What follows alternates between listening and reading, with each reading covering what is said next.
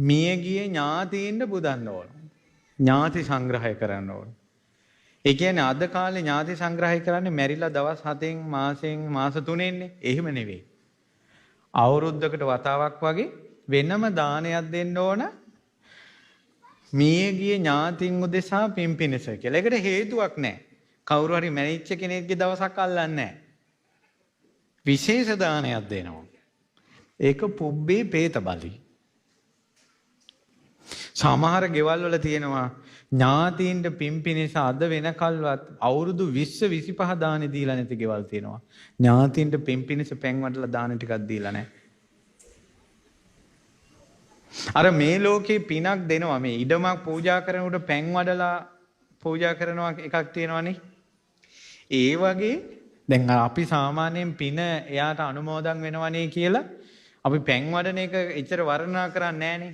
නමුත් මේ මියගිය ඥාතියින්ට පෙන් වැඩිීමේදී ඒ මිනිස්සු සතුටු වෙනවා වැඩි අමනුෂ්‍ය ලෝකේ. ඒ නිසා බොහෝ විට මේ පෙන් වඩලා පින් දෙනවා. ඒක සංකේතයක්. ඉඩමක් වුණත් මේ ඉඩම ඇයි ඉතින් කොල්ලෙකුට කෙල්ලෙක් කසාද බන්දලා දෙනකොට අස්සම් කරපුම ඇතිනේ. නමුත් මේ ඇඟිලි දෙක ගැට ගහලා වතුර ටිකක් උත්වක් කරනකොට අන්න මෙයා මගේමයි කියලා දැනෙනවා. අම්මලා අඬනවා කියලා දුන්නා කියලා. සංකේතයක්.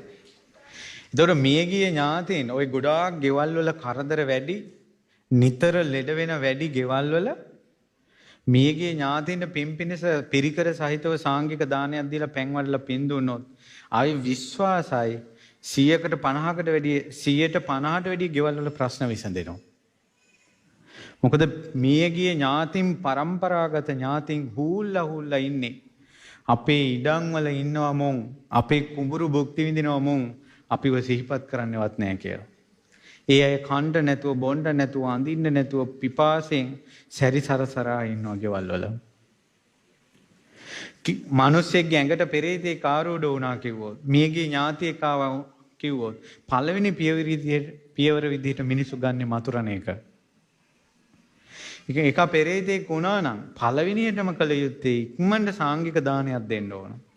දෙවෙනි පියවර විදියට කැමැති තොවිලයක් නටාගත්තට කමක් නැහැ.